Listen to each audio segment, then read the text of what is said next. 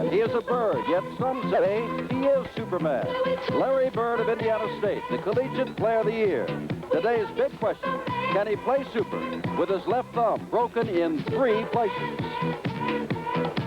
We love you, Superman. Do it to the Superman.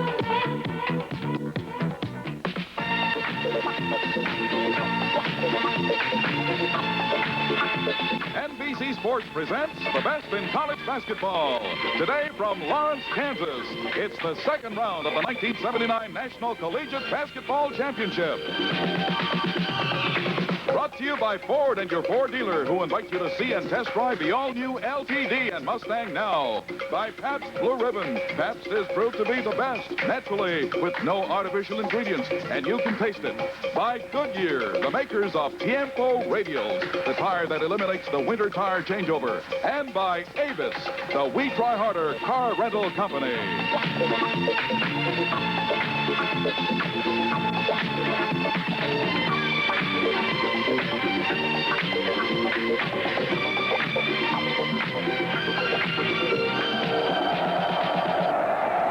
The National Collegiate Basketball Championship is something that builds over 3 weekends. This is weekend number 1. We started out several days ago with 40 teams.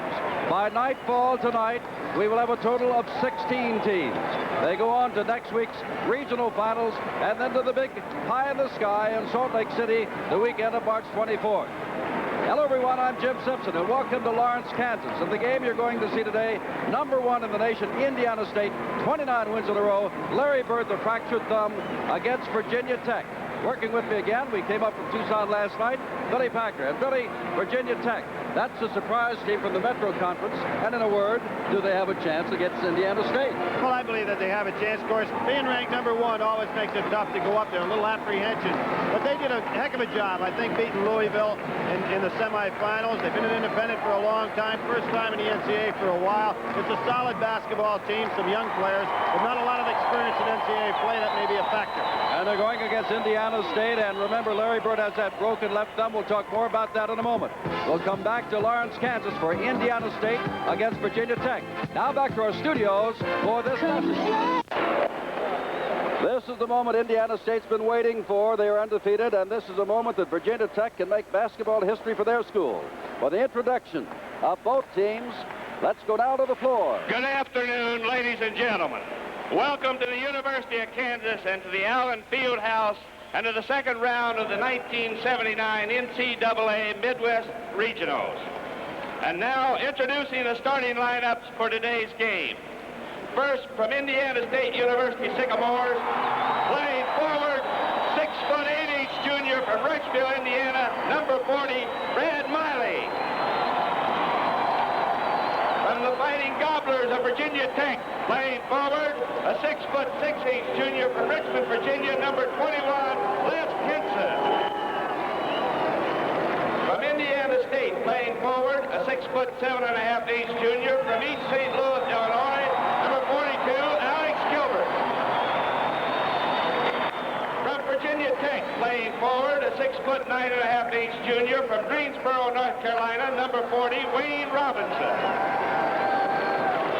From Indiana State, playing center, a 6'9" senior from French Lick, Indiana, number 33, Larry Bird. From Virginia Tech, playing center, a 6'8.5" freshman from Annapolis, Maryland, number 35, Dale Palmer. From Indiana State, playing guard, a 6'2" junior from Chicago, Illinois, number 22, Carl Nix. Virginia Tech, playing guard, a 6'1" sophomore from Norfolk, Virginia, number 11, Dexter Reid. From Indiana State, playing guard, a 6'2.5" sophomore from Warsaw, Indiana, number 23, Steve Reid.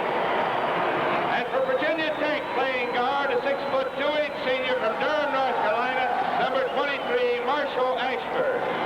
And the head coach for the Sycamores of Indiana State, Bill Hodges. Virginia Tech Fighting Gobblers, Charles Moyer. All right, the stage is set. Indiana State, number 1 in the nation against Virginia Tech. and the Sycamores and the Gobblers are ready. And we'll come back for the tip-off in just a moment in Lawrence, Kansas. Indiana State at forwards, Miley and Gilbert. The center, Larry Bird. The guards, Nix and Reid. They are in the lighter blue uniforms. Look darker on your screen. Henson, Robinson, Solomon, Ashford, and Reid, the starters for Virginia Tech. The officials, Booker Turner, Robert Cordy, and Larry Lembo. And that is Larry Bird controlling the tip-off. Going to be Robinson on him. Taken down by Dexter Reid. Here comes Virginia Tech. They were here before, playing Friday and defeating Jacksonville after being down 6 at the half. One going away. Man-to-man, Jim. Big overplays by Indiana State, and that's how Bird hurt his finger. Ashford drives in, off the back. Henson picks it up, deflected. Dexter Reid takes it in, puts it up, and in. And it is Virginia Tech that scores first. It's 2-0. You can see they're going to challenge Gilbert on the inside. He's a super leaper. Steve Reid, the quarterback of the team, with Dexter Reid on him. There's Bird. We'll talk more about that thumb in a moment. There's a very tough Carl Nix who loves to drive. Great man-to-man, both ends of the court. Robinson. Nix. And there's Henson with the rebound. And thus far, it is Virginia Tech that's doing the better rebounding. They had a very slow first half, and the game to get here looks like they're off and running right now. Reid misses that shot, but it's followed by Robinson, and is knocked away again. But the blows underneath. Belongs to Virginia Tech. Robinson and Solomon really going on the boards. Here's Larry Bird right in the center, tries to fake. He is not a great leaper. Robinson goes back up with a shot. Thus far, Solomon has not been a big part of the Virginia Tech offense. He is their big man, number 35, a freshman from Annapolis, Maryland. Zone defense, 2-3. This shot by Henson. Here comes Larry Bird. Bird has not taken a shot yet. Steve Reid can't get a shot away. Ball is knocked away from Gilbert when he retains it. Henson on Gilbert. Gilbert's got the size right there. They're trying to make the move. Evidently, they think Robinson can affect Bird. Jim, there's the factor with Bird. He goes out so far away from the basket that I'm sure Robinson didn't expect that kind of release. Dexter Reid driving the baseline. Back to man-to-man. Only use that zone in an out-of-bounds situation. There's Solomon, and he is taking steps. That's the first time he's handled the ball under the basket. Excellent move by Bird defensively that time. Just pump faked a little bit defensively. His court awareness is really the thing that makes him something so special. Here he is moving over, trying to draw the charge, knew exactly where to go. No call. Bird goes in and is fouled on the way in.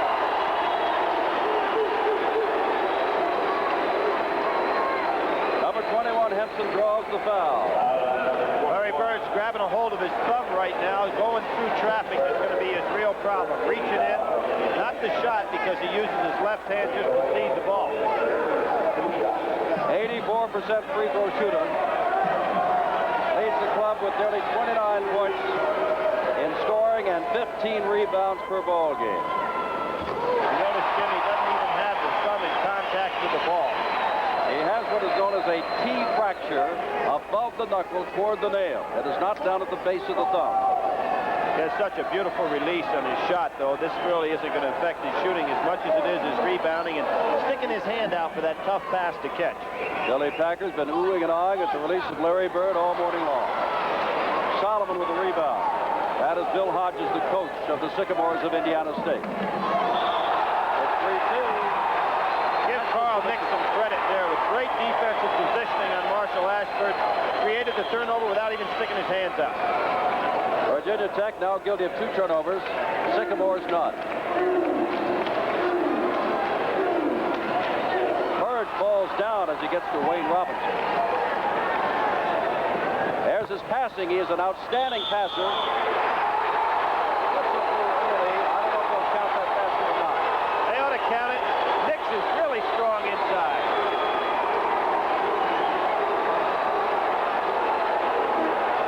Yesterday, St. John's upset Temple 75-70. Penn 73-69.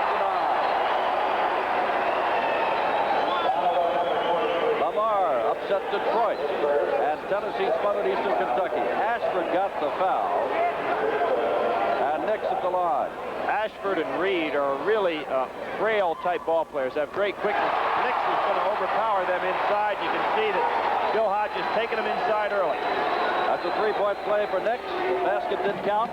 It's 6-2, Indiana State.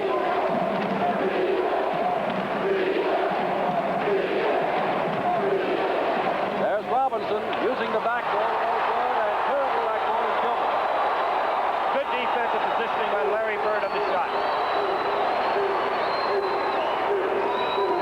Indiana State getting to a fast start.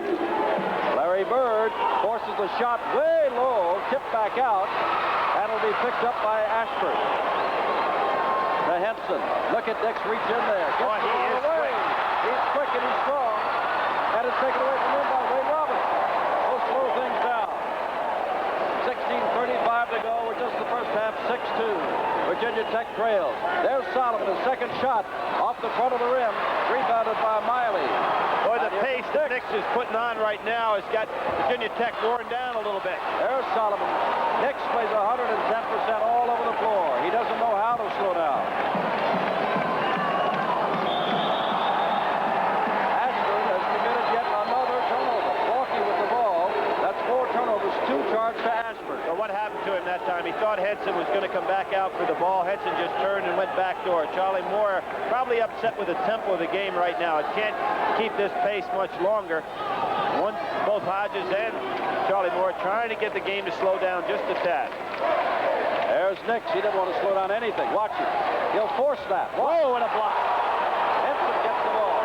But you just know Nix is going to release that ball if he can. Bird will pass more often than shoot, while Nix many times will shoot rather than pass the ball off.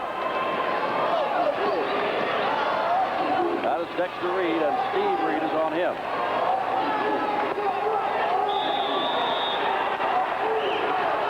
Ball against Dexter Reid. Offensive foul. Trying to set the screen. Here you can see Bill Hodges talking to Carl Nix, trying to get him to slow down, stay within the pattern somewhat. The game is a little bit too helter-skelter to suit either coach. That's the 3rd team foul against Virginia Tech. None so far against the Sycamores. USC beating Utah State 86-67.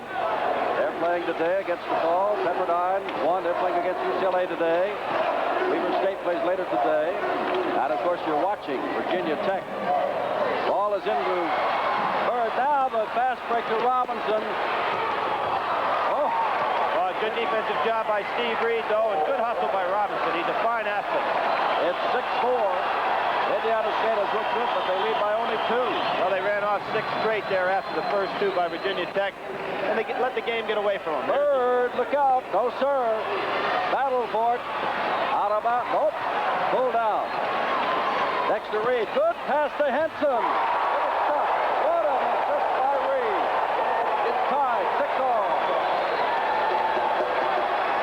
I look for this to be a fine game, Jim, in this respect. We've got a lot of fine athletes off the board, so the leaping's going to be as good as any we've seen in a long time. There's the pass, and Nick. There's what I mean. There's Ashford. Ashford got high in the air. He's only 6'2". Solomon, the big freshman from Annapolis. Bingo! First points, and it's 8-6. And now Pickens reeled off 6 straight points. Here we have a situation where Bill Hodges is doing a good job telling his team, slow down, let Larry Bird get a chance to operate a little bit. The game's just been going up and down the court too much. There he is. Bird takes it to the basket and drops it in. 4 points to Bird, tie ball game. Remember the first time Bird or Indiana State has been an NCAA tournament play. That's a good move by Bill Hodges. He's got to slow the game down slightly. Whoop. Larry Bird again. Court awareness. Knowing where the pass will probably be thrown, being right at the spot. Ever see the pass down the court, hitting the head. Henson had it. Nobody can stop him. Reid tries to go up. Henson's a great leaper, though, and watch him throw that through. 14-12 to go. First half. Lawrence, Kansas. The guards can really get up. So therefore, when the guy goes inside, they can come from anywhere to block the shot. Those are yesterday's scores you're looking at there now, including that big upset of Iowa by Toledo at the buzzer. There's the 2-3 zone again on the out-of-bounds situation. Almost another turnover. 8-8 the score. Virginia Tech down 6-2, took the lead 8-6, and now it's 8-8. All loose for the shot is Ashford from the side. It goes in and out, and look at the leapers under there. Picked up by Carl Nix. And now you can notice him to see Nix slow down and wait for everybody. That was a very important timeout. They want to get Bird down here in the double stack, and he pops on out. What makes him so tough, he doesn't use his dribble until he occupies you with the fakes. Gilbert on the pass. That's going to count. That's goaltending, so give Alex Gilbert his first 2 points. And it's 10-8. ISU. Boy, Henson can really get off the floor. Only about 6'5", but quite a leap. Virginia Tech, winner of the Metro Conference Tournament, beating Louisville in the semifinals. Florida State in the finals. There's Dexter Reid shooting. No good. Larry Bird up for the rebound. Here's Nix. He going to pull up? Oh, he's walking. He wanted to take the shot, realized that nobody was down court with him, so he stopped, and that was it. He wanted to pull up and take that shot. You're right, Jim, and advanced it 1 dribble too far. Heaton, great competitor for Indiana State, is up and will be coming in shortly. There's Solomon shooting again. This time it's off the back, and look at Robinson get the rebound and follow with a shot. Good! Wayne Robinson has 4 points. It's 10 all. The guy that's going to have a tough job is Brad Miley. Robinson and Solomon are really physical athletes. Miley a little bit smaller, not quite as powerful, and so Bird is the one being called upon to get all the tough rebounds. Reid, there's Miley on the far side. Noted for his defense, not for his scoring. From outside, Steve Reid. He doesn't shoot often, but when he does, he's hot. His first point. It's 12-10, the Sycamores. Henson on the far side. Henson takes the shot. He forced it, but when you get that kind of result, so what? I don't think Gilbert expected him to release. Also getting up is Leroy Staley getting ready to come in for Indiana State. Reid. Ball intercepted by Reid. Dexter Reid. Dexter Reid is number 11 for Virginia Tech. R-E-I-D. Steve Reid, 23 for Indiana State. R-E-E-D. And Steve Reid comes out, and Gilbert comes out, and going in, Staley, number 44. And number 30, Bob Heaton. He's the man in the New Mexico State game. Hit the 50-footer at the buzzer that sent it in overtime and helped keep Indiana State undefeated. Staley's just in there, didn't take a shot, was wide open. Now forces the ball into Miley, and Nix is going to take the long jumper from outside. No good. Bird goes up. Ball is away. Battle for, and Bird's got it again. Oh, what a pass, but Dexter Reid read it completely. That was an excellent pass that time, but a super play by Dexter Reid because he anticipated Bird being the passer that he is. Solomon. Bounce pass into Robinson over Bird. Wayne Robinson throwing it. He's a tough man underneath. It's 14-12 Virginia Tech. You can see that Charlie Moore is going to take the ball inside against Larry Bird. Here's that double stack again, Jim. And there's the ACC North Carolina. Picked by Billy Packer to win it all, beating Penn 12-6. Here's Heaton, his first shot. Oh, my. They're going to have a lot of goaltending today. Give 2 points to Bob Heaton. They're trying to tell Henson to stay on the floor and go for the rebound. Anytime a man stands right into the basket and goes up for the block, he's always going to get caught for the goaltender. Virginia Tech has not made a substitution without Jeff Snyder as a broken cheekbone. Now Heaton as Ashford went by. Lamar trailing Michigan State and Magic Irvin Johnson. Now that's Clearing Magic Johnson. Michigan State's an outstanding team. Lamar had that great win over Detroit. I'm sure they've got a little bit of a letdown going into that one. Tick Price, who can play forward or guard, comes in. Number 24, and Robinson gets a rest. He's been doing a yeoman job.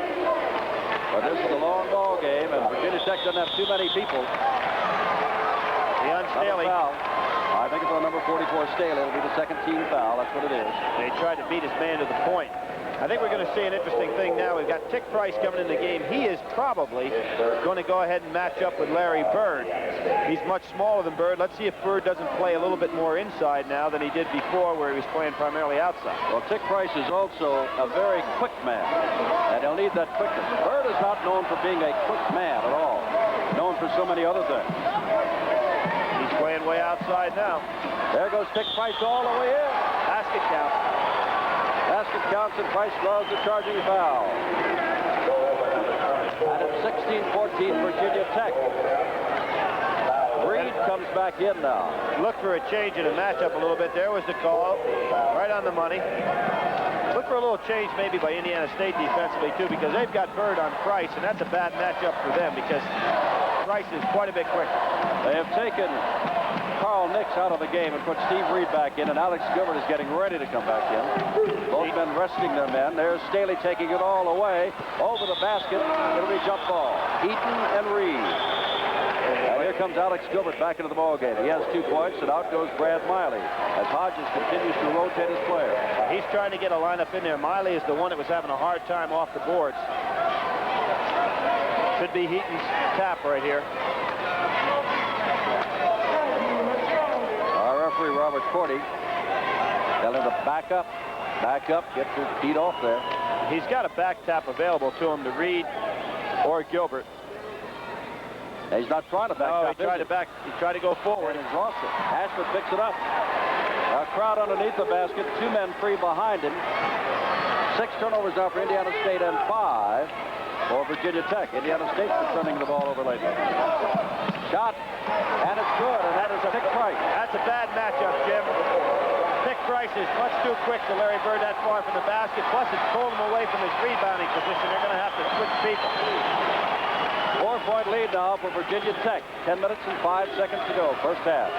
Indiana State 29-0, number 1 team in the nation. Virginia Tech has won its last 9 in a row, including the Metro Conference Tournament. Reid, Dexter Reid is playing well there. There's Larry Bird, the fall-away jumper, and it's in and out.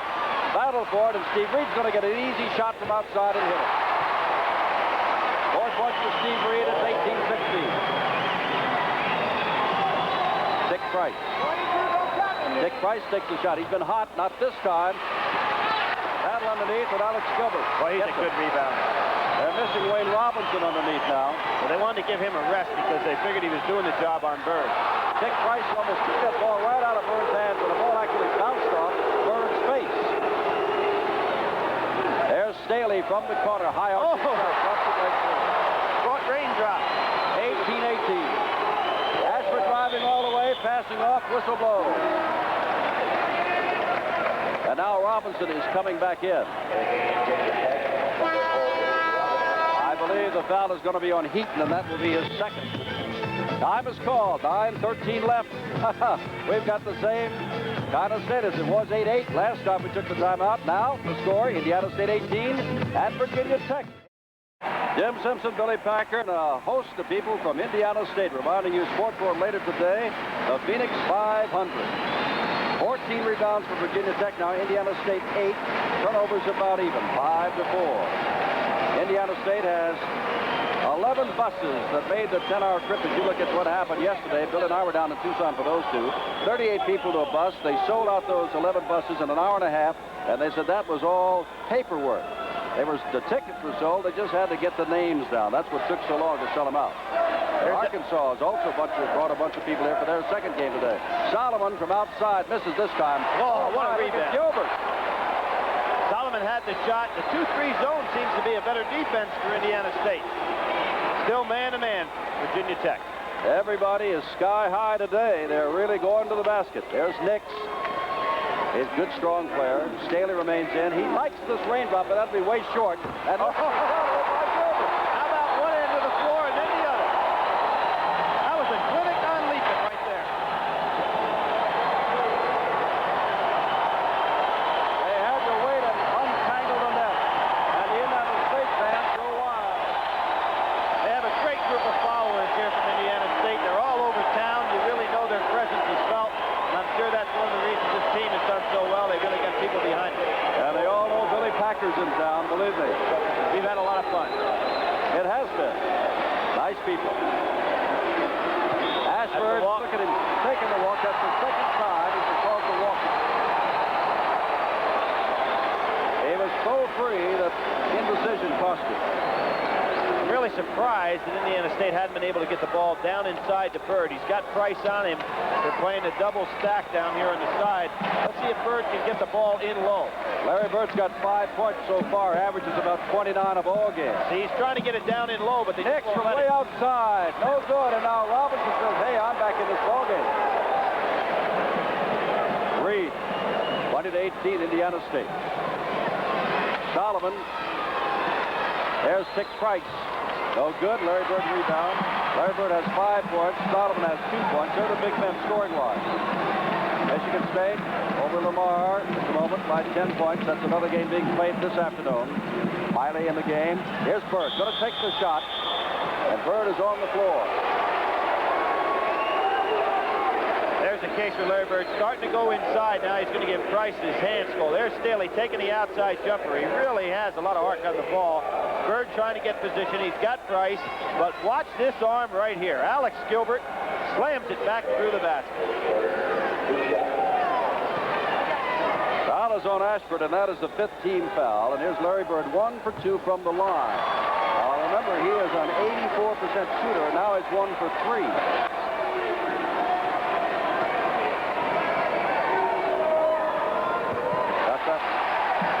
Game with Wichita State, really, that Al McGuire and I had. Larry Bird got off to a very slow start and wound up with 49 points, his all-time scoring record. I'm not suggesting that will happen today, but he got a slow start in that game also. Good defensive pressure by Carl Nix. Robinson driving by Bird, and a foul is called. I think that's one to Robinson. And he drove through. Good defense by Miley and Larry Bird. That's the 16th foul. First for Robinson. Here we'll see the fake. He gets by Bird. Miley anticipates well, gets over in position. Nix will toss it in to Reid, their quarterback. 21-18. The Sycamores by 3. Virginia Tech hadn't been able to get in their offensive structure here the last few times down the floor. Nix driving by. He'll try to get that shot off. Good penetration. 23-18. Indiana State by 5. Nix has got his fan club that has cards that says to ignite candles, you light 6. To ignite six, give it a Nix. College fan club. Great play by Reid. Indiana State. High ball. I'll tell you, 5-point lead, hasn't been able to get into his offense. 6:52 to go, just we want timeout. The Sycamore fans say, the heck with that. We're number 1 in the nation. That's what the AP says and UPI says. We'll come back. The bell. Let's go from Lawrence to our studios and listen to this message. Second round games yesterday. Louisville barely edging South Alabama. Texas astounded by hot shooting Oklahoma. What was it? 66% they shot in the first half, something like that. Rebounding, it is still Virginia Tech 15-12. But Virginia Tech, as Billy pointed out, has not been able to get into its offense. It's gone down and come away empty. So it was 18 all, and State has run away to 5 straight points. Reid and Nix have really done a fine job against the guards, stopping the penetration, keeping Virginia Tech out of the offense. Steve Reid, ball almost intercepted. Bird comes down with it. There's a case he would have been able to do something with that, but he couldn't reach his hand in there. You could see it, Jim, right in front of him. Bird's in low. That's Miley at the top of the key. Bird is still, they're really collapsing around Bird in low. Here's Nix, and he's walking with the ball. He doesn't think so. You can see Nix has great hands. You see him palm that ball out there. Really a physical specimen. Oh, they say that the Indiana football people everywhere would love to have Nix play for them. Well, no question about it. Super quickness, hands, tough, yeah, good body on him. Here's that defense again. They're just keeping Virginia Tech out of their offense. High off the board and really off the mark, and Ashford follows and misses that one, and Larry Bird's got the rebound. And a foul underneath. Bird, I think, hurt his hand again. He's really playing in some pain. Dick Price draws his second, but that's the 7th team foul. And Bird, as Billy pointed out, now has his hand on his hip with the top of his hand against his hip. No, I think, Jim, if people would just sit at home, maybe grab themselves on the wrist or something and realize how much pressure your thumb takes when you go ahead and grab yourself. That's what he's trying to do on rebounds, and that's why it has to hurt so much. 1-1, and he gets the important first one. 6-point lead. Virginia Tech was down by 6 to Jacksonville on Friday night, and one going away 70-53. But this is the ball club that happens to be number 1 in the nation. They can't let it get out of hand, and now that's the biggest lead of the game, 7 points. And that's 7 straight points by Indiana State. They're getting it on Reid defense. trying to do something, and it's not going to go, and Larry Bird's got the rebound, and he wrapped his left hand around it. what's happening. Everybody from Virginia Tech trying to go one-on-one down the other end. Therefore, they get no offensive rebounds. Might have to come back with Henson in the ball game, try to get him back on the boards. Nix. If it goes, yes, sir. And the foul is on Reid, his second. Nix now has 7 points. Remember, as we look at Larry Bird and Dexter Reid and Dick Price and Carl Nix, Billy Packer and I, we're going to be picking the most valuable player of the game for a scholarship award. Here you see that great strength Nix has, takes it up. Now he's up in the air. He'd been fouled, but he was in the act of shooting right there. The ball rolled around and stayed right up there, and Henson is back in the ball game. They were doing a lot better when they had him on the offensive boards. Nix 1 for 1 from the line. Dexter Reid has 2 personal fouls. Ashford's got 2. Virginia Tech is not a team that fouls out too much. A 10-point lead for Indiana State, aiming for their 30th consecutive win. Solomon has been totally negated. He's their big scorer. Look at Bird that time. Get off it. He got his position, then Dick pulled Price. back to help. Dick Price, and again, it's a little one-on-one down there. Nobody getting the rebound. Some pass. Gilbert. Yes, sir. Bird made the whole deal. 12-point lead, 5 minutes to go. Virginia Tech losing some confidence right now. Now, Solomon. Missile. Rebound, Miley. Ashford was out of bounds. Belongs to Indiana State. We're going to see a fast break cause right here. Now, Larry Bird is not a great leaper, but he's such a great position player. See him keep his thumb away from the ball, knows where everybody is, fires at length of the court. Steve Reid feels help coming, hits off to Gilbert. Excellent fast break. Some people might say, what about, as we look at Charles Moyer, Virginia Tech, what about painkillers? Indiana State said, no, sir. Bird has nothing. If he can't play because it hurts too much, he won't play. He's really getting positioned down low, but they can't seem to get him the ball. Off the foot of Les Henson. Virginia Tech has its work cut out for it now.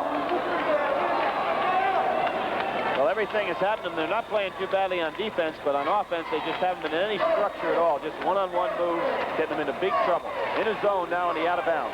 12 straight points by the Sycamores. It was 18-18 the last time there was a timeout. Now it's 30-18. Nix, yes, it's off the front. Battle.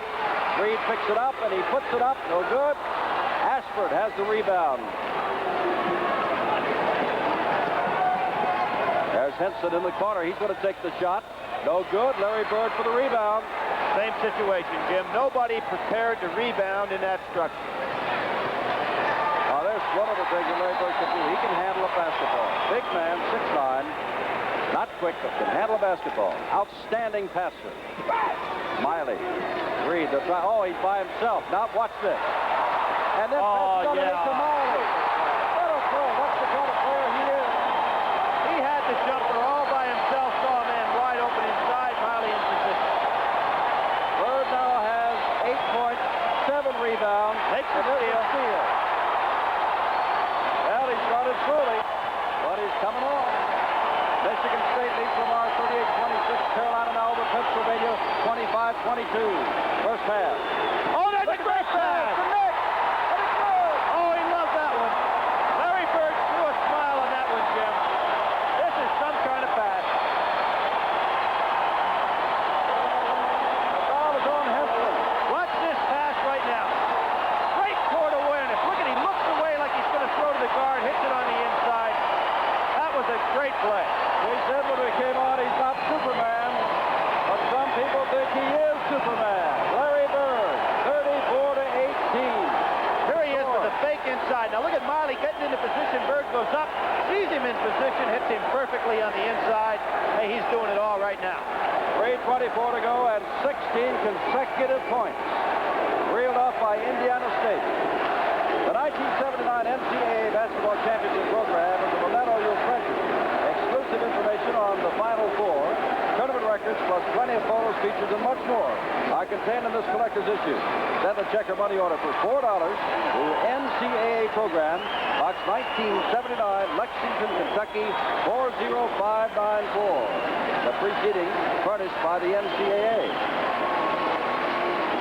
Well, Billy Packer, what do you think now? Well, I think this fella's starting to wave that finger a little bit more emphatically. 34-18. Larry Bird, the question was with that T-fracture above the knuckle of his left thumb, between the knuckle and the tip of his finger, in obvious pain several times here today, has passed, has stolen the ball, and has rebounded and has scored the last 4 times up and down the court. Jim, his statistics will be good, but his play on the court will be exceptional. Nick's trying to get his second three-point play. As they used to say in show business and in sports, Virginia Tech has got to get its act together. Missed that. Robinson dropped the ball, and Solomon picked it up. Their act has really been the fact that not 5 guys are involved in the offense. They're just coming down the court, going one-on-one. Now, here's a little offense. They're running it now. Ashford keeping it out. He's going to take the shot, but the 3 Indiana State men under there, and this time Ashford hits his first basket of the game. Now, that breaks that 16-point streak of Indiana State. Knicks, less than 3 minutes to go, first half. Lawrence Kansas is Larry Bird, and that's the left hand. Right. Could not control it. That's the danger if Indiana State gets itself in a close game, that inability really to control, but it should get better. They win here today. They don't have to play before next Thursday. A little bit more time. Ashford's going to try it again. Very short this time. Bird knocks it up. Picked up by Solomon. Now it is Robinson shooting high. It'll be short. Battle for it again. There's Solomon, and he gets it. 4 points for Big Dale Solomon, a freshman. And it's 34-22. And you can see here comes out Alex Gilbert back into the ball game. Bill Hodges really doing a good job with substitution, getting the man back in there to eliminate those 3 and 4 shots at a time. Nix is going to take the jumper from outside. How many does he have? 12 points, 5 baskets, 2 for 2 from the foul line with 2 3-point plays. 36-22. 2 minutes to go now. Ashford has been doing most of the shooting, can't get that away. Henson. Miley doing a good job on Solomon, not letting him handle the ball at all. You notice, Jim, in this whole first half, he hadn't had it much. Robinson, good-looking shot, but off the backboard. Guess who got the rebound? Larry Bird, naturally. And nice and easy, just tosses it back. Goes on down the court to his position. Dick Price is getting up, ready to come back in for the Hokies or the Goblins, as they call themselves. Staley, ball knocked out of his hands by Henson. Virginia Tech's got more than a share of quickness of hands and feet.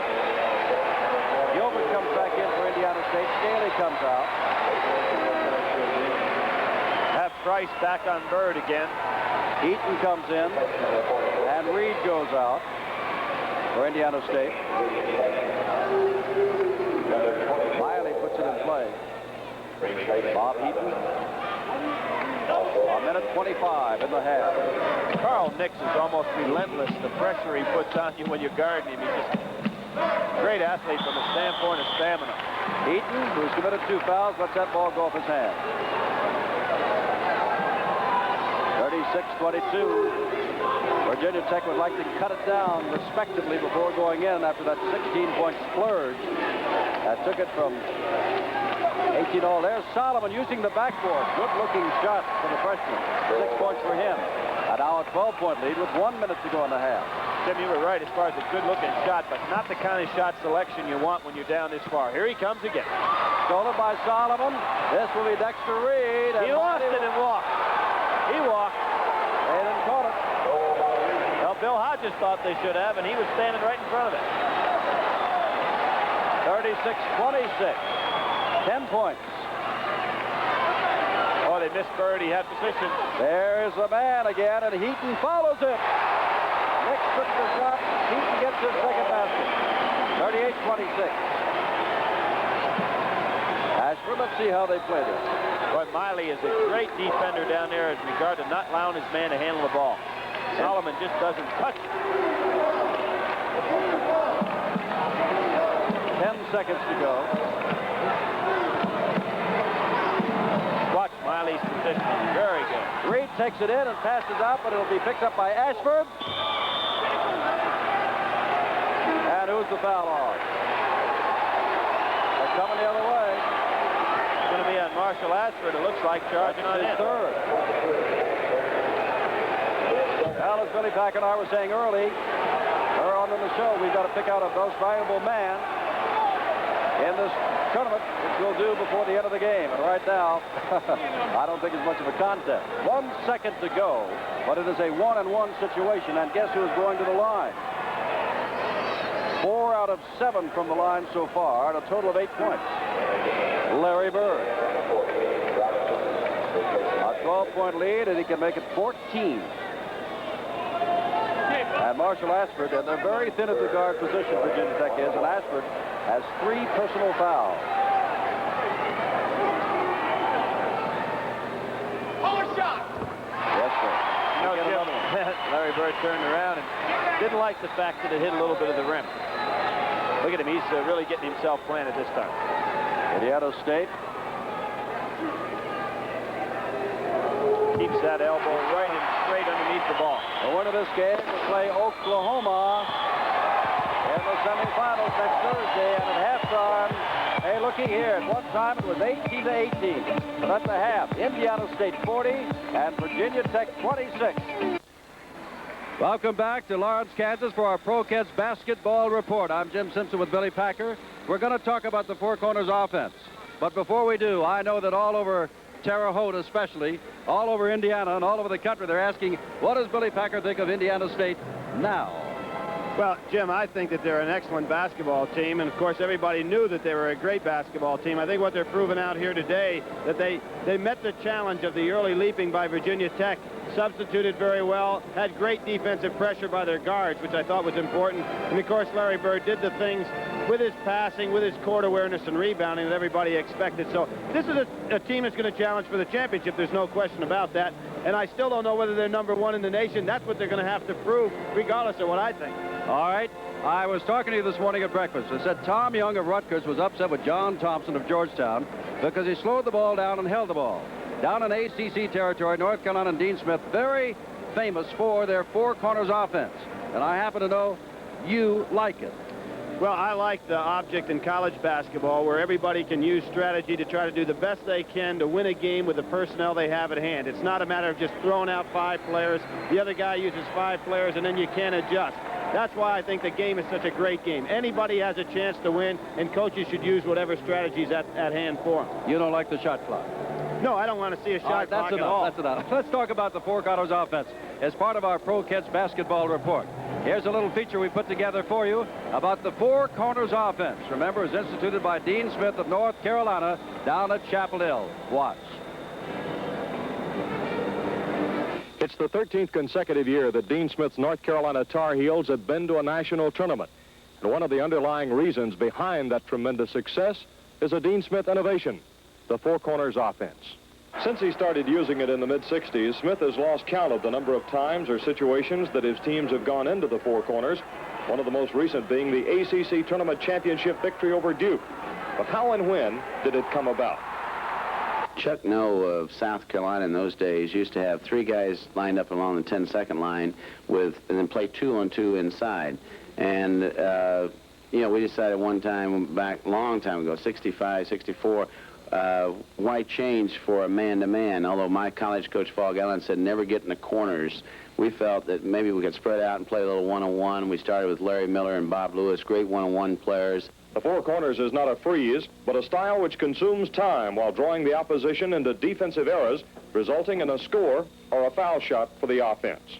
Once the rules allow you to spread out in the court, why shouldn't a young man who can dribble the ball well, play one-on-one well, have the chance to do that as much as a guy has to dunk or something? So, for me, why not exploit the talent of a Phil Ford to play one-on-one, and then if somebody picks him up, he passes to somebody for a layup. I think it's exciting basketball, but based on the mail I receive, it's not. But it really takes 2 to hold the ball, Woody. The other team, if it doesn't chase, sure, okay, we'll just stay the way it is. But if they chase, then we have a chance to score, and we will attack.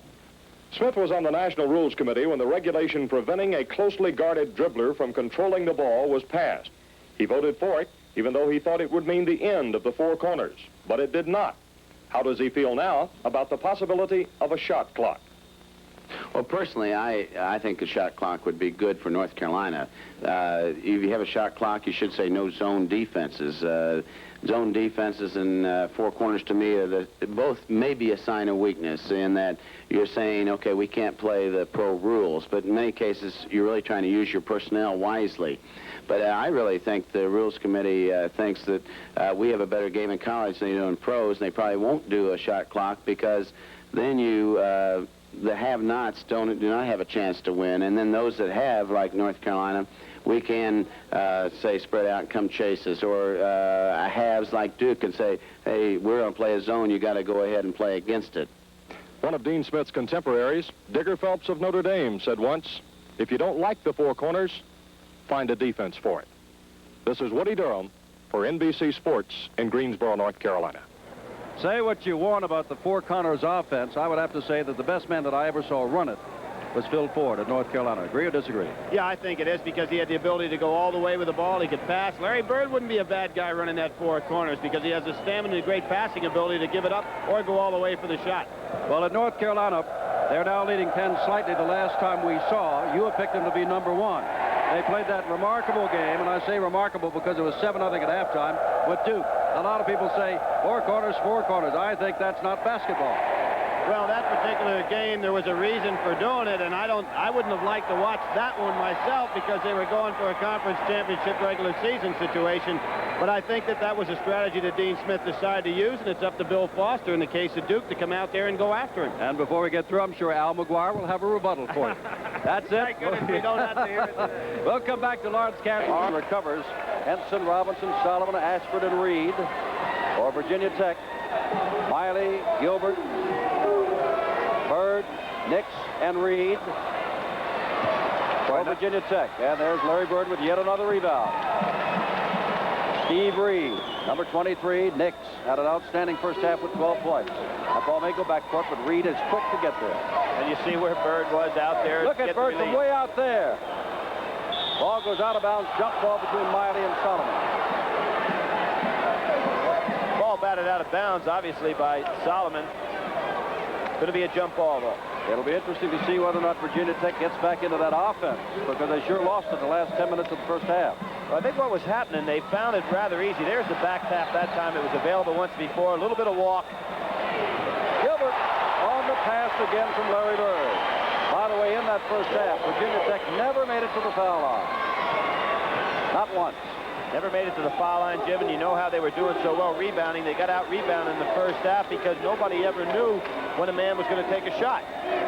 16-point lead for the number one team in the nation. Larry Bird had 10 points. He's got that fracture in his sphinx womb, and that may be a foul on Larry Bird, and if so, that is his first. Robinson had him beat. Good pass. Larry Bird fouled out only once all year long. And talk about going to the foul line, here's Wayne Robinson, first man to go to the foul line. He gets 2 shots. He is a 75% shooter. You'll see our camera go over there. We'll get a good look now at Wayne Robinson. There he is. Takes a good deep breath, positions himself well. Pretty good result. Remember, the winner here goes on to play Oklahoma Thursday night. Oklahoma with that big upset over Texas yesterday. Miley way outside. Reid. Larry Bird free for about a 20-footer. What he's doing, he's backing his man on inside now and then popping back out for the jump shot. He very seldom, Jim, beats people with the dribble. Do you notice how patient he is when he does handle the ball? He's a very smart player. Ashford working with 3 personal fouls on him. In the corner, Reid takes the shot. No good. Henson is there, and he's going to battle for the basket, and is knocked away, and that's the first goaltending charge against Indiana State. We've had several against Virginia Tech. Well, you remember in the first half when Henson had the goaltend inside, that's really what got Indiana State going, because they called the goaltending, and Charlie Moore took him out of the game, and from that point on, it was all Indiana State. Big Dale Solomon, who leads the club in scoring with nearly 18 points a game, was held to 6 in the first half.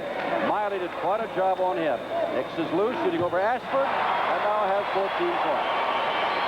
I think that thumb, Jim, is bothering Bird more now than it was in the first half. Probably cooling off period during the halftime. You notice that last catch. He almost tries to keep it completely away from the ball. There's Henson going to take it to the basket. Knocked away by Gilbert. 3-on-1. Nix passes off to Gilbert. Nice pass break. 10 points for Alex Gilbert. 48-30, 18-point lead for number 1 Indiana State. That's the matchup that makes Indiana State really tough, is the fact that Gilbert can not only rebound, he can run. Solomon misses. That is Larry Bird that goes up between Henson and Solomon and brings down a rebound. 10 rebounds for Larry Bird. He averages 15 a game. Like he just had the feeling there was no fast break available, so he pulled it right back out. He's free again. Robinson laid off, but this time it is a shot that hits the side of the rim and goes out of bounds. Belongs to Virginia Tech. Good crowd here. Remember, this is a neutral site, but the folks from Indiana State and Arkansas, which plays later today, have packed it in. Oh, that was a great play. That was a great play, Jim. That wasn't even his side of the floor. He saw the pass made, moved over, and made the block. They've seen him block, steal, shoot. There's Reid. No good. Henson with the rebound. We've seen him do it all.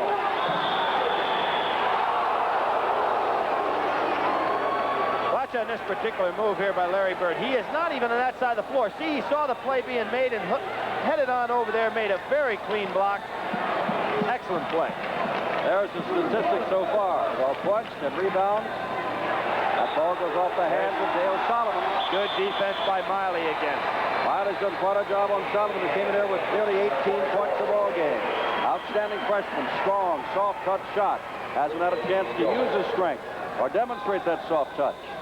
He hadn't even touched the ball in the scoring area more than 2-3 times in the whole ball game. Nix, strong, determined. Look at that pass underneath, and Staley doesn't get it. Here's Ashford. Bird again, perfect position. Takes the charge. He's putting on a clinic. Now, what is it he hasn't done today? Putting on a clinic. Third foul on Reid. He and Ashford both in backcourt. You know, he's really a guy, a throwback from the old-time players. You know, if he had no talent at all, he'd still be a very valuable player. When I say no talent, I'm talking about his great physical skills. He just knows what's going on in the game. There's Miley. 18-point lead. Nix is going to, take it the shot away. That's thinking in midair. That's also great physical. Hey, there's Henson. Going to see a confrontation here. See, Marshall Ashford created a screen because he felt that Nix was coming down there for the block. Clean play. Reid on Reid. Dexter on Steen. Now there's Robinson knocking the ball away. Here we'll see that fast break taking place right here. Now see, Marshall Ashford realizes what's going to happen, so he goes and screens Nix out. Good play, and Henson flushes it through. By the end of the day, there will be 16 teams left. We started the NCAA with 40. Steve Reid, a good Miley rebound underneath, and there's Gilbert fouled by Solomon. Solomon picks up his first foul. Gilbert goes to the line for the first time. Excellent teamwork there. Miley had a shot of his own, but he didn't take it, dumped it right back inside off the rebound. The thing I like about this team, Jim, are the component parts. They're not all great basketball players, but they blend so well with each other, and that's what it takes to be a great team. Bob Heaton comes in. Gilbert has 2 shots. You know, he's not a good free throw shooter. He hits it 29%.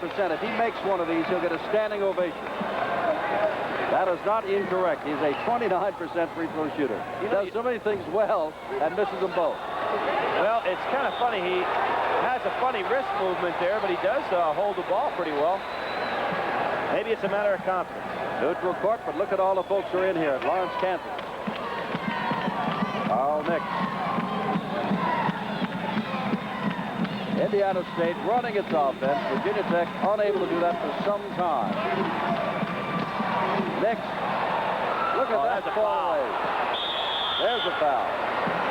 There was just one time early on when Indiana State did not play patient basketball. Dexter Reid, that's going to be his 4th by my count. Virginia Tech, if they're going to get into the ball game at all, Jim, they have to make a move here defensively in the next 5 minutes, because what they're doing right now is getting in a trading basket situation. Reid comes out and Chris Scott goes in. Miley at the line. He's got 2 points. Hasn't been to the line before. And has 2 shots. Wow. There's a case where you watch a man shoot and you say maybe he could be a 29% shooter. He has very unusual form. And he's not shooting much higher than that 53. Didn't make either one. Robinson has the rebound. That could be a factor in real tight ball games, though, running for a national championship when you have 2 fellas shooting that low. Solomon shooting over third. 8 points for Solomon. The other night against Jacksonville, Solomon really didn't crank it up till the second half. 14-point lead. There's Bird. Took the left-handed shot, tipped in over Henson by Gilbert. Who now has 12 points. Carolina's second half leads 10, 38-34. Michigan State blowing out Lamar 53-34. Good fake by Robinson. Robinson puts it up. Yes, sir. He now has 10 points.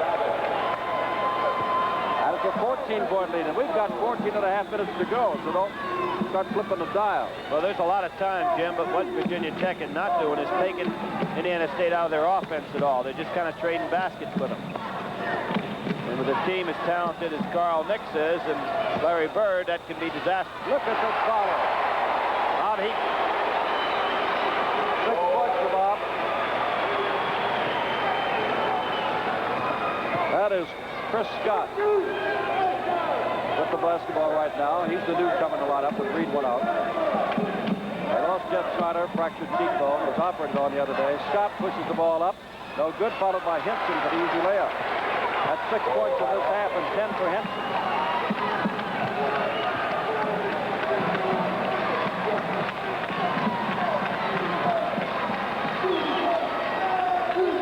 See, Jim, there's no pressure whatsoever on the passing lanes, and therefore everybody can handle the ball if they want to from Indiana State. Larry Bird short. Each team has scored 12 points in this half. Feed to Solomon, knocked away by Miley. Fine play, knocks it away. Johnny Moyer is up, and they're going to call timeout here in Lawrence, Kansas. 13:28 to go. And the #1 team and the #1 player in the country all belongs to Virginia Tech. Here's the 2-3 zone out of bounds. Haven't had to use the zone very much today in this ball game. Stayed strictly man-to-man. Miley's done such a good job on Robinson inside. Out in the zone. Shooting over Bird, and that's going to be long, and Miley's going to get the rebound. Shot taken by Solomon. Reid.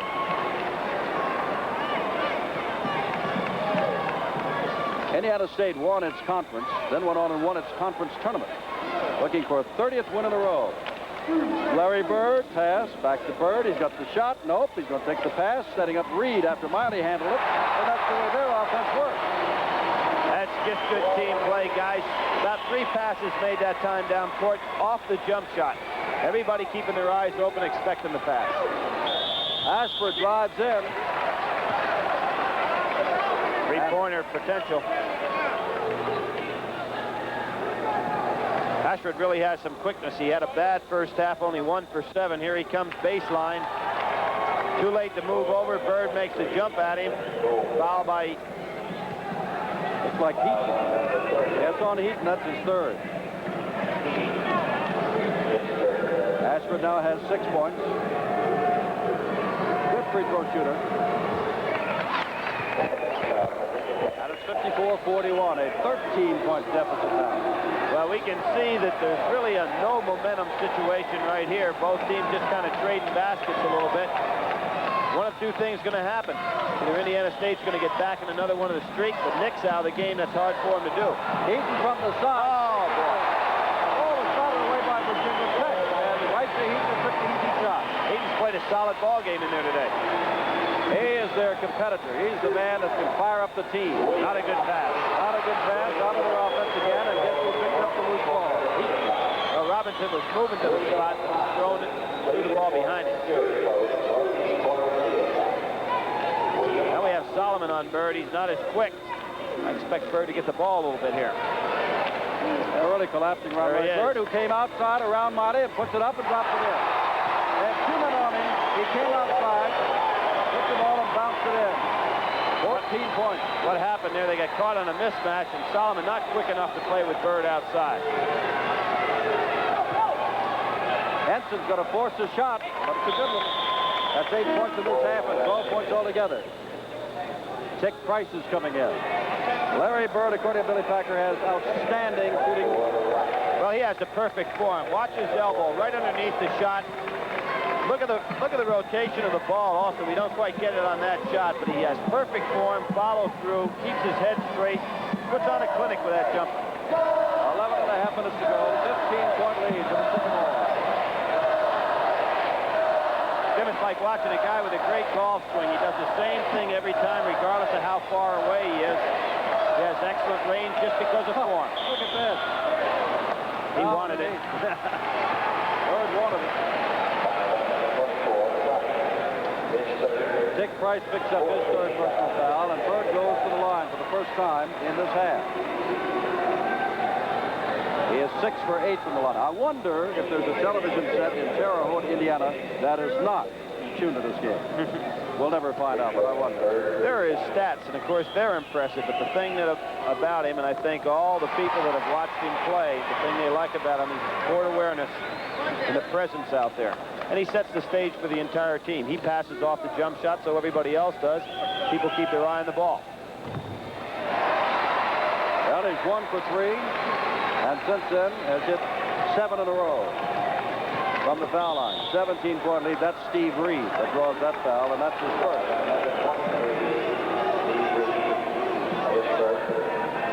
Now we have Carl Nix back in the ball game. Look for Indiana State to really get things rolling offensively. Or defense. He just likes to keep things going either way. Oh, yeah. End of the court. He's just got so much energy inside. Dick Price coming out. Henson drive to the jumper, and Larry Bird's going to draw a foul. And for Bird, that's his second. That really wasn't his man, but people got fouled up on the inside. He recognized and got in position. Depending upon where you live, these are the games you will see later today here on NBC. St. John's against Duke. Duke is hurting with Denard sprained ankle and Penderad with an appendectomy. Notre Dame lost a couple at the end of the season against Tennessee, the Southeastern Conference winner. Arkansas, look out for them. They were in the Final Four last year against Weber State or UCLA and Pepperdine. Pepperdine had a big upset the other night. This is Henson, first trip to the foul line, and he now has 13 points. 60 to 44. He can make it 60 to 45 with 11 minutes exactly left on the clock. Jim, it's kind of amazing. You look back at this game, at 18 to 18 was the score. Then there was a blowout. Now here in the second half, we have a trading basket situation. Full court pressure. Just a 16-point scheme by Indiana State that blew it out in the first half. There's Gilbert. They've all had a good game today. Miley's not scoring much, but he's playing excellent defense. Ball's knocked out, but Bird picks it up and drops it in. Bird actually took the ball right in there from Nix. He saw the loose ball, picked it up, and scored. Almost like a handoff. 8 points in this half for Larry Bird, 18 altogether. His average is nearly 29 a game. Here's Solomon going to shoot over Bird and does not have it. Down underneath on Gilbert.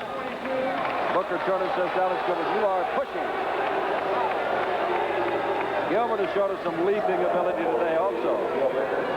He can leap and he can run. He doesn't try to do things with the ball offensively that gets his team in trouble. Charles, or rather Chris Scott, outside waiting for the inbound pass. Whoop. Reid is on the bench. He's got 4 personal fouls. Scott is in there. Oh, underneath, Henson taking around Bird. He doesn't want that 3rd personal foul. Henson's very quick inside. That's the 5th basket in this half for Henson. 12 points in this half and a total of 16. 15-point lead now with 10 minutes to go.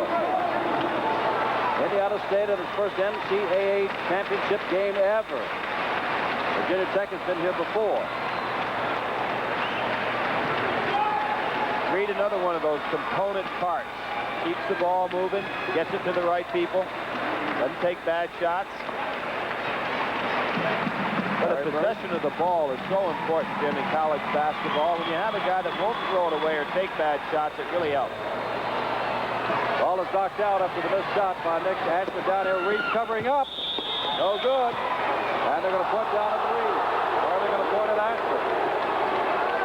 No basket right there on the play. It should be a foul on Reid. They are pointing to Reid. Ashford for a moment said, me? Reid now is his second personal foul. Bill Hodges down here looking it over. Here it goes. He's moving on into the play.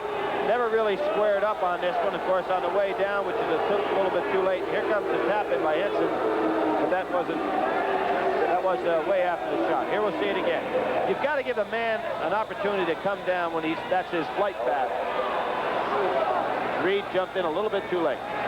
No shot here, and it's the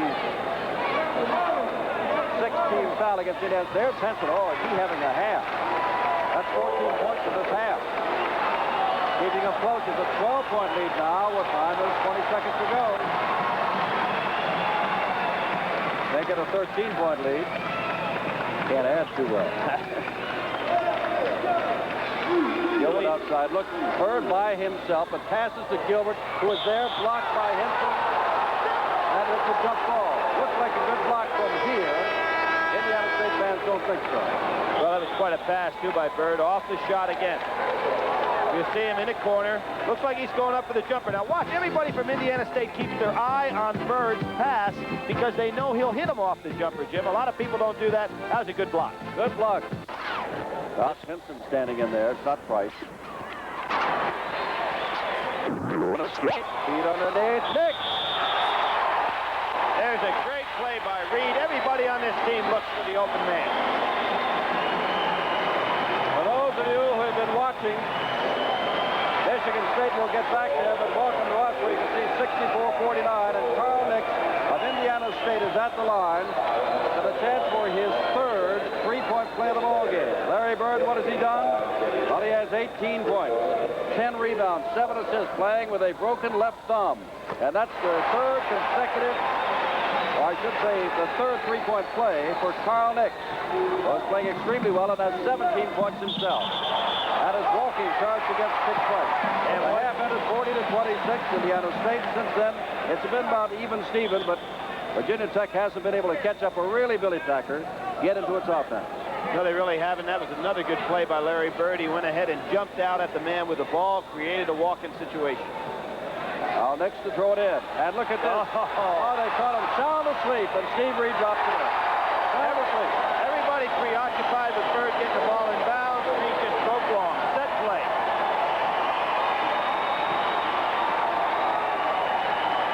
There's Dale Solomon, the good freshman, shooting over Bird, and has yet another shot. 4 points in this half, 10 altogether for Dale Solomon.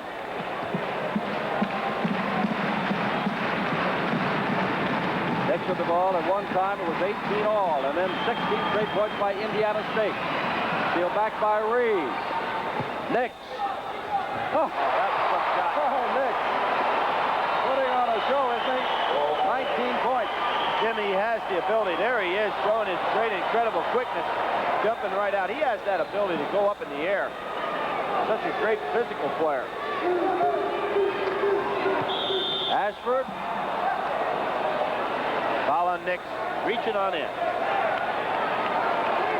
Despite the aggressive play of Carl Nix, that's Bill Hodges, the Indiana State coach, whose teams have won 29 in a row. Despite the aggressive play of Carl Nix, that's his first foul.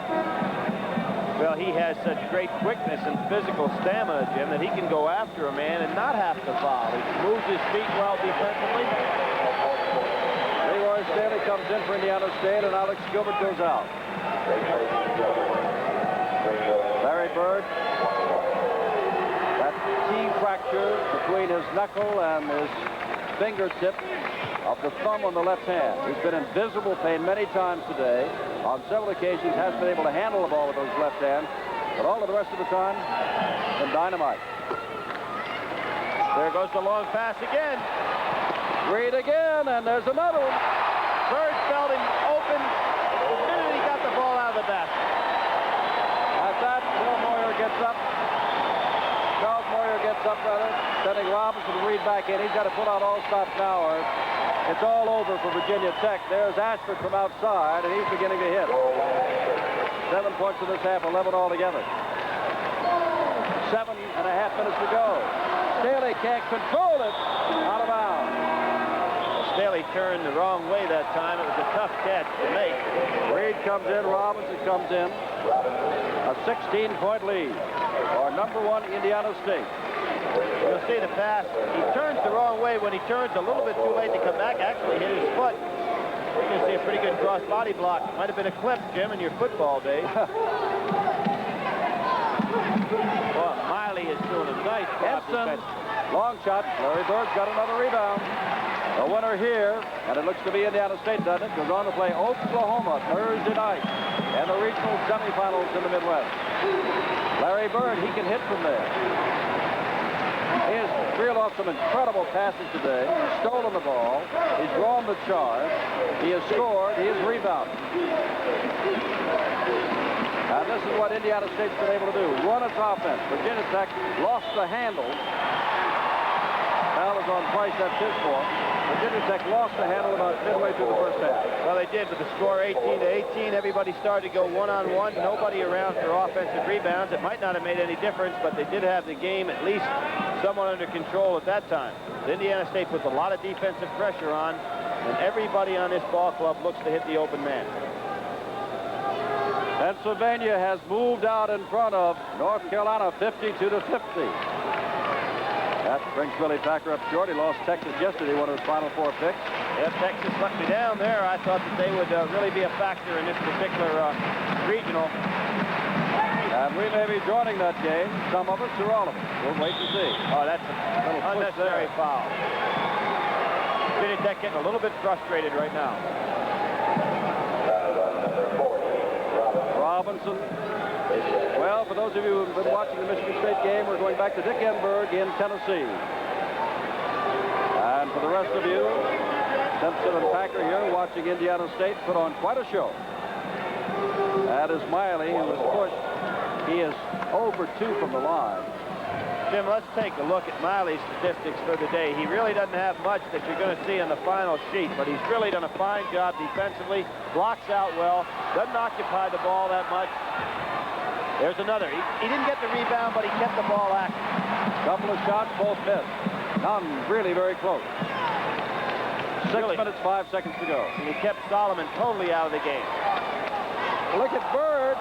He was looking the other way. Miley tips it up, no good. He was absolutely walking away from the basket, almost nonchalant. Put it over his shoulder. Now here's Ashford, who's been hitting, and he hits again. Watch his nonchalantness here. Watch if his left hand doesn't become a factor on his play. He kind of lost it on the way up. See it right there? Now he's going to go out, tosses back inside. Nix picks it up. Real good catch by Nix.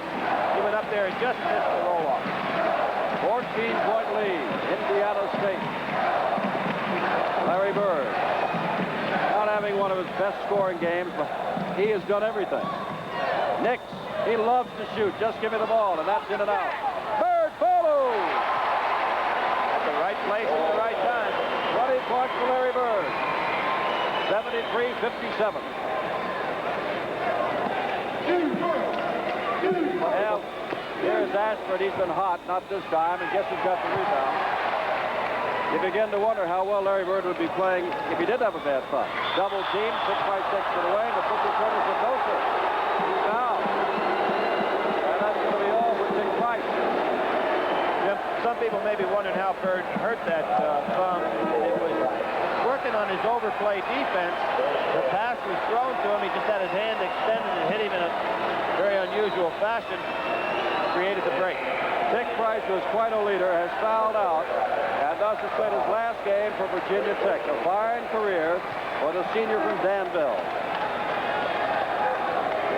Heaton comes in now, and Miley goes out for Indiana State. 5 minutes, 9 seconds left. 1-1. A little bit too late to step in there. The ball had already been handed to the shooter. Too late to step on in.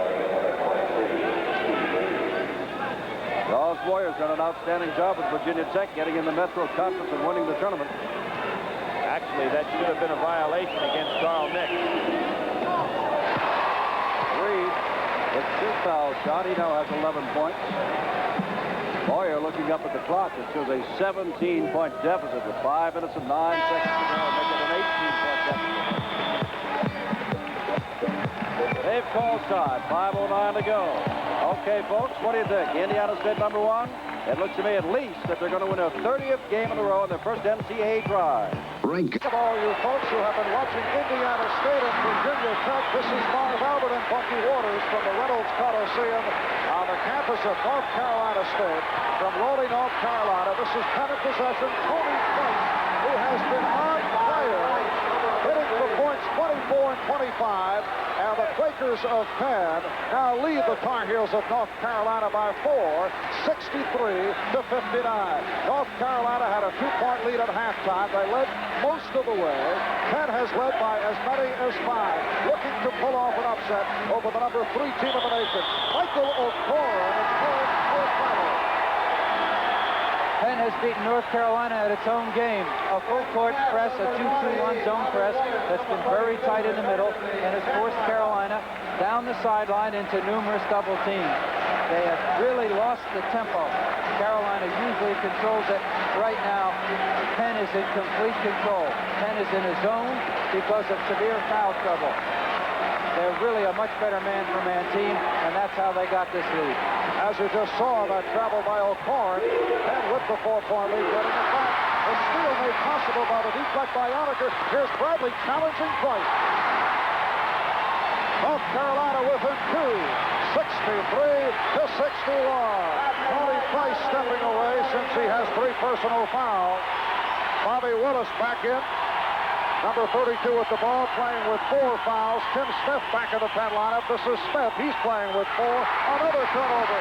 North Carolina can tie it right here. This is Polstar. For Wood. Looking for a shot. Stripped by Salters and Smith.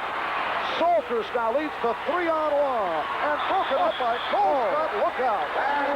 Great pursuit. Dave Colescott coming from behind. Any good pressure team makes the steal from behind, but he near cleaned his Rich Yonaker's clock. Ball is really weaving in traffic. Colescott in pursuit, comes from behind. That goes right through Yonaker's leg. But while he's looking for the ball, Colescott went right over his head. Great. And a timeout has been called. 4:47 left. Simpson, Billy Packer, you can see the score. Indiana State still on top by down. Here's Larry Bird, who is now trying to hit his 9th in a row and does from the foul line. And now has a total of 24 points. Check that, 22 points. Still man-to-man defense. The only time they've used the zone at all, Jim, is when they've gone out of bounds. There's Ashford. Virginia Tech has not been able to get in this offense. This man here, Solomon's been having all kinds of problems.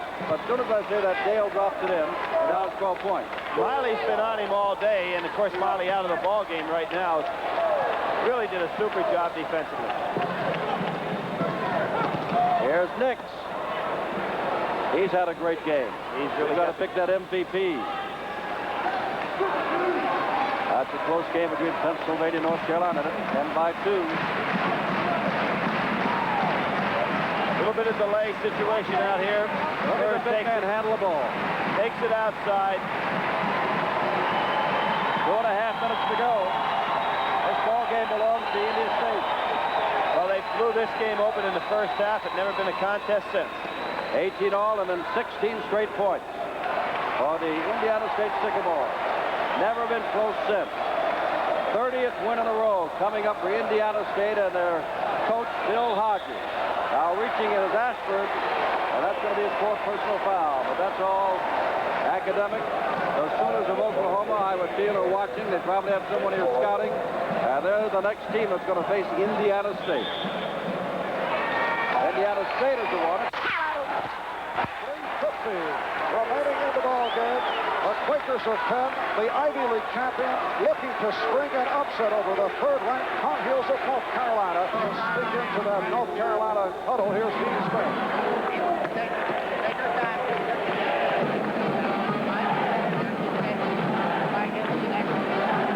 Get all out of the court, kid.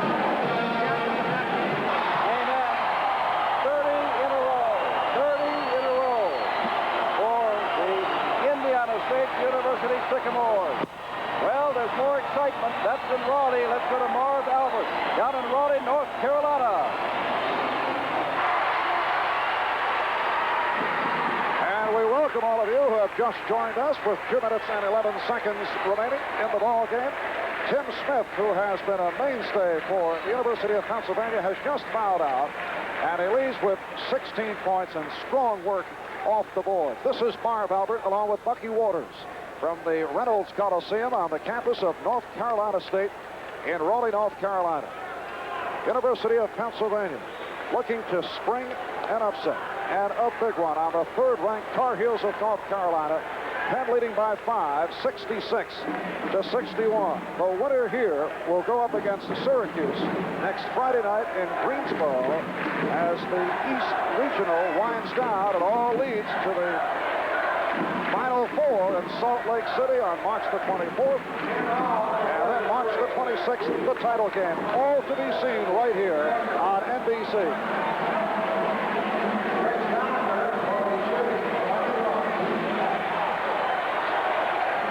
Yoniker, a 73% foul shooter who is 1 for 2 from the line this afternoon. Following this game throughout the country, a second NCAA game will be upcoming. Here in the eastern part of the country, you will see the Redmen of St. John's go up against the Blue Devils of Duke. This is only the first of a doubleheader. Yoniker bringing North Carolina within 3, 66-63.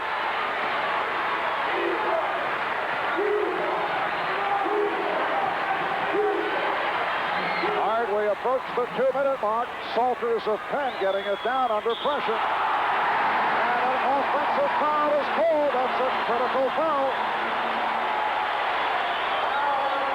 A critical foul committed by James Salters of Pennsylvania. That is his 4th. We have 1 minute and 59 remaining in the game. North Carolina trailing Pennsylvania by 3, 66-63. Marv Albert and Bucky Waters from Raleigh, North Carolina.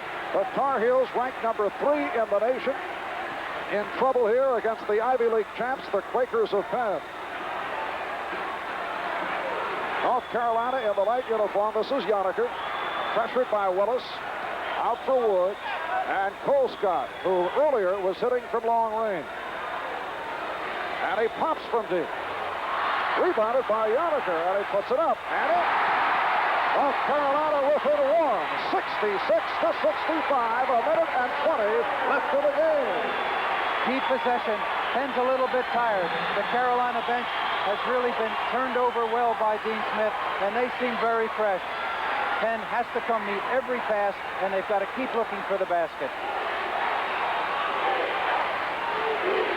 What a story here, Mark. What a story. Penn sensational.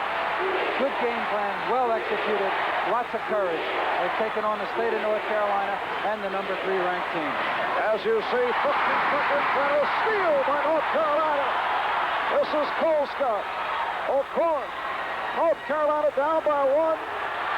Rebounded by Price. Long range jump by Colescott. The Salters able to hang and hit and a foul. Yes, and it counts. Salters is hurt. James Salters was pummeled by Al Wood, but he hit the basket, and will go to the line. Booney Salters making sure it took a little longer to lay that ball up than Al Wood figured. He had no intention of hitting him. He saw that he couldn't make the block, and I think Al Wood was trying to veer and avoid. But Salters, who was trying so hard to make sure that layup, virtually stopped and went up vertical, and that's what caused the collision. Purely accidental. Salters is very tired, and if he's not hurt, and we hope he isn't, this would be a real smart play for him to lay there and get a little air. James Salters now with 13 points off his 6th field goal. He is 1 for 2 from the foul line. He is a junior out of Malvern, New York. Sound, steady ball player who has been exceptional here today. Now Penn calls for time with 33 seconds left in the ball game. This is only the first of a NCAA doubleheader that you will see on NBC. In the eastern part of the country, you will see the Blue Devils of Duke go up against the Redmen of St. John's. St. John's, a surprise winner over nationally ranked Temple on Friday night, while Duke has been in and out thus far this season. But a host of upsets in the early rounds, and as we have seen, anything can happen. This is one of those years because of the balance around the country. Just a weird season, as Dean Smith warned everyone yesterday at the news conference. And right here, Dean Smith is in jeopardy of being one of those to be knocked out as an upset victim. It isn't March the 15th, but the Ides of March. I really don't think Dean had envisioned that his team would be involved. And let me hasten to add, they are not yet involved in an upset. 33 seconds to go. I'll relate a story where this Carolina team was down by 8 points with 17 seconds to go, forced the game into overtime, and won.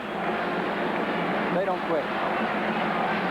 And we're going to have a difficult time coming up with a Most Valuable Player Award, a Gillette MVP Award, and we will wait on this one for the final buzzer. Your heads and your pets, Marv. Big free throw right here. Apparently, Salters is all right. He is an excellent foul shooter, 85% on the season. Had he been a 60% free throw shooter, we may have seen a substitution. Yes. They make good free throw shooters make miraculous recoveries.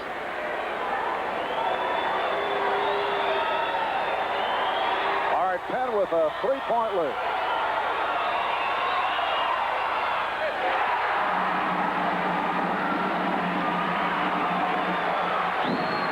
(69-65).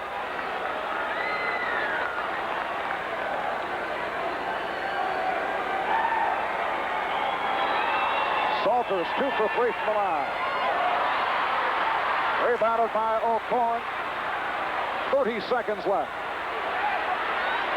Yoniker. Colescott. They're looking to get one up quickly, and Colescott does! Oh, a clutch bucket. His 6th field goal has 12, and immediately Dean Smith calls for time. 20 seconds to go, and Penn's lead is now 69-67. No one can accuse Colescott of waiting for the high percentage shot. He was caught in traffic, actually a double team, and his shoulders were no way square to that backboard. He threw it up in a horizontal position. They needed a bucket right there, and as we pointed out earlier, North Carolina yesterday spent about 25 minutes with every conceivable end-of-the-game situation with little time on the clock.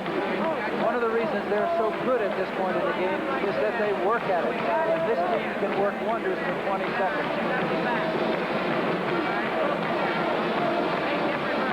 At halftime, North Carolina had a 2-point lead, 36-34 at one point, leading by as many as 5 as you look at Penn coach Bob Weinauer on the left and Dean Smith on the right.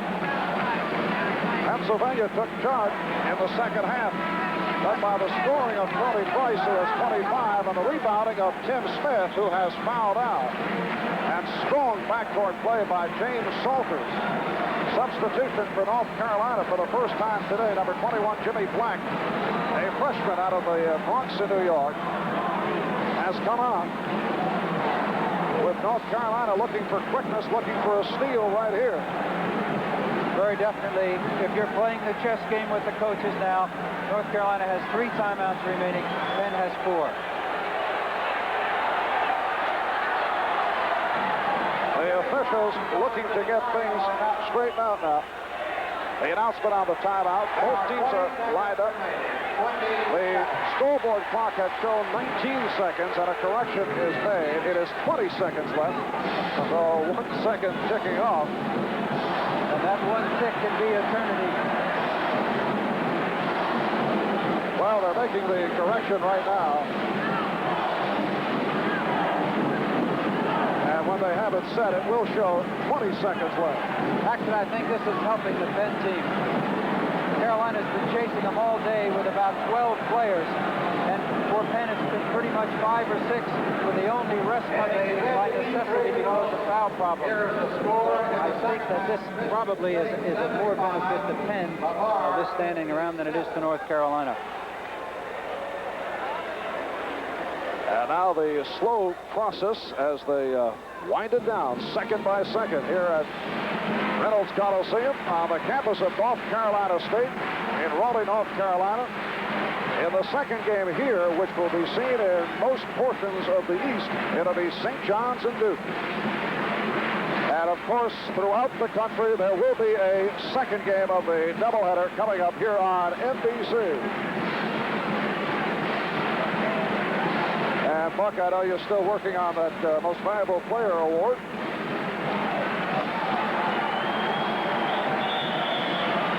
Now we are set. Here's the situation. Pennsylvania by 2, 69-67. And now for certain, 20 seconds left in the game. Key man, Dudley Bradley. With North Carolina looking for the steal. Bradley, a man very much on their mind. Well, they utilize the baseline. Price gets it ahead, and it is a blocking foul on North Carolina. The immediate call by the official, Bob Wortman. Al Wood commits the foul on Ken Hall. So Wood has fouled out. We're going to have a chance to see it. Penn going down the sideline with a good diagonal cut, and it is a good call because the defense had to be there with feet planted, and the speed of Hall just a half a step, and that half a step may be eternity for the number 3 ranked Tar Heels. Al Wood, leaving with 20 points, had the hot hand, particularly in the first half.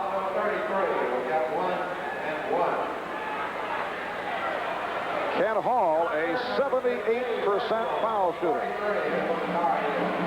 17 seconds remaining.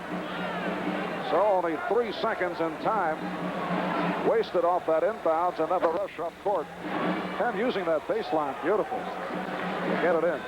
Carolina does not pressure the inbounds pass. They take the man off the ball and put him in midcourt. This, of course, has a safety against the long pass. Penn with a 2-point lead, and here's Hall, his first free throw of the day.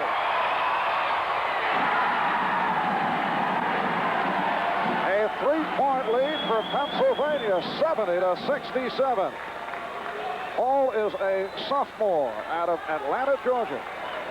Known as an unorthodox shooter, but accurate, as we just saw. A big foul shot by Hall. Weinauer taking Matt White off the ball, bringing him back against what he expects will be the long pass to try to score quickly. A smart move. And by 4, pressure, free throws by Hall as Yoniker has trouble, and look out, throws it away. I don't think Carolina expected the press. A very smart move. Instead of laying back and playing passively and protecting the basket, they went for the jugular. Yoniker was surprised, overthrew his target. Yoniker was worried about an inbounds violation and just picked it. So Pennsylvania takes over still. 17 seconds left. But Penn down with a 4-point lead, 71-67. This is Salter. Able to get it in for Willis. Here's Hall. Looking for the opening. He's got Price. 10 seconds to go. White gets it out. This is Price. Just looking at the clock, but a foul is called away from the ball.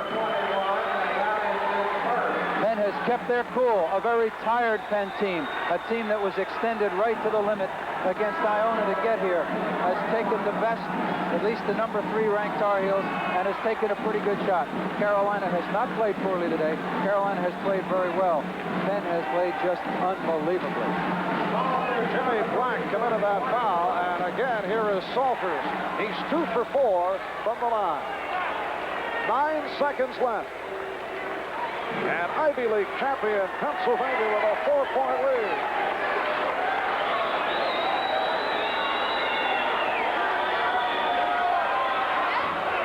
Not able to take advantage of the run. Here's a phone racing. 5 seconds, takes it all away. Going down to 2 and a timeout is called with 3 seconds left in the game. Don't say I'm crazy. I'm telling you, this one may not be over. We talked about how much time Carolina puts in the end-of-game situation.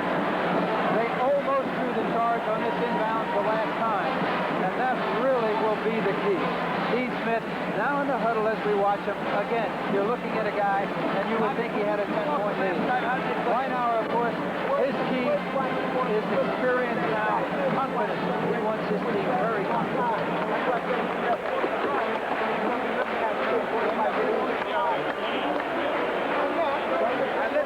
Listen. Change spots with boom. Give me this, please.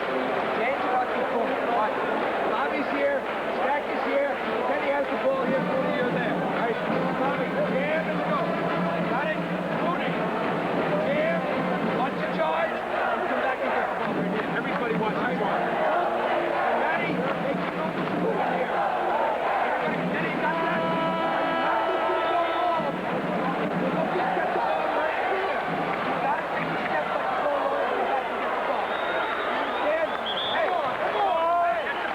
Well, 3 seconds left. And now the pressure on Penn to get it in. 2-point lead, 71-69.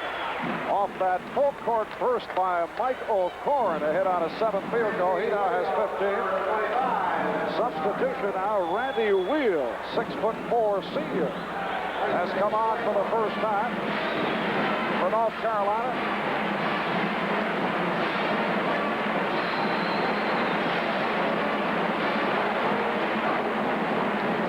This is Hall getting set to inbound, gets it in for Salters, and immediately a foul with 2 seconds remaining.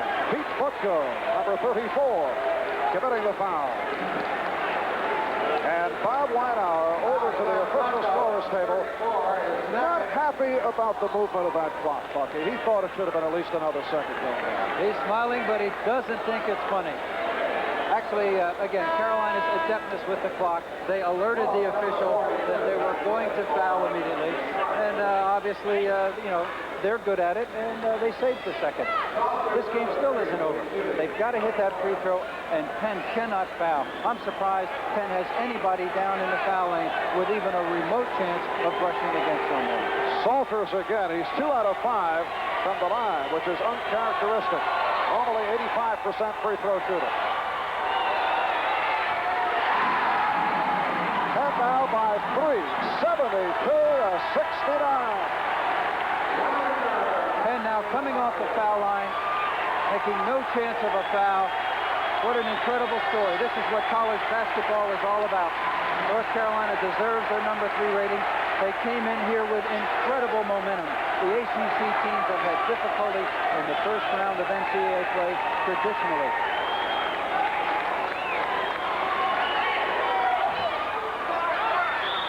Quickie timeout again by North Carolina with only 1 second remaining in the game. And of course, from the point of view of the University of Pennsylvania, as they look toward critics of the Ivy League and Ivy League caliber basketball, a big move forward in that direction. Well, we pointed out earlier that, of course, Penn had won 8 of the last 10 Ivy League championships, but more particularly in the East, they've won 7 of the last 11 games. Now probably 8 of the last 12 against the Atlantic Coast Conference. And you don't do that with mirrors. You do it with good players, you do it with good coaching, and Penn has had all of that. Last year in the NCAA, Penn advanced to the Eastern Regional semifinal where they were beaten by Duke by the score of 84-80 after knocking off St. Bonaventure. For North Carolina, it's their 13th appearance in the NCAA, a great tradition. They played in 9 of the last 13, including the last 5. Won the championship back in '57, went to the finals, losing to Marquette in '77, and hit with a stunner here this afternoon. Only 1 second left. Penn by 3, and Yoniker will throw in backcourt for North Carolina. It's going to go right to the rim. They're going to throw it right to the rim, lay it in, and Penn's going to have no part of it, but Penn's going to have to bring the ball in bounds because Carolina will call timeout. Well, it is put in by Futko. The basket counts, but it's all over. Major upset here by the Quakers of Pennsylvania. They have defeated North Carolina 72-71, and they advance to Greensboro, North Carolina next Friday night, where they'll take on the Orangemen of Syracuse. Syracuse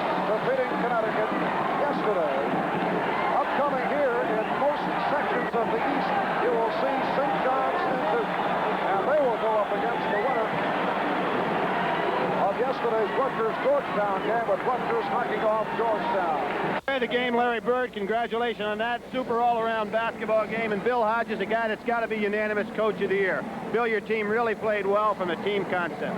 Well, they started out with real good concentration, and I thought we played really well at the defensive end, and then our offense got to going. We got some things to happen for us.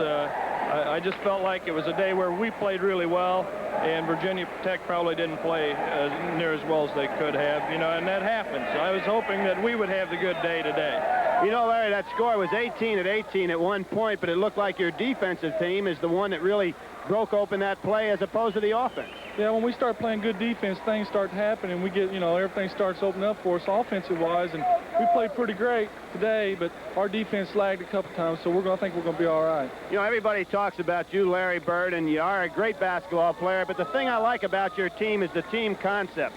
You have a great rebounder in Gilbert. He goes up there and gets the ball when it really doesn't look like he's got a chance.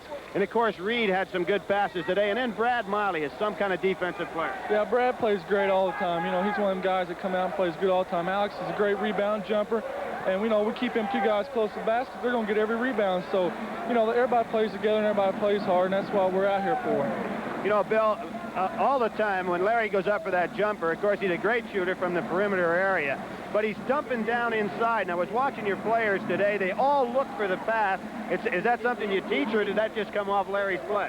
No, I think they got tired of getting hit in the head, you know. Pain causes concentration. That's right. And that's something, Larry, when you go up. Now, I love to watch you as a fundamental player. With your jump shots, you got the perfect form. And you developed this, you had to, in a small-town atmosphere. Is there some guy that taught you the fundamentals of the game? Yeah, I had two great high school coaches, Gary Hall and Jim Jones, and they're both fundamental coaches, and, you know, and they taught everything you're supposed to know about fundamentals. That's why I think I come out and play the fundamental game. You sure do. It's probably one of the top fundamental players that's ever played this game of basketball. Great to have you here. Good luck in the regionals, and it looks like you can win even without me, huh?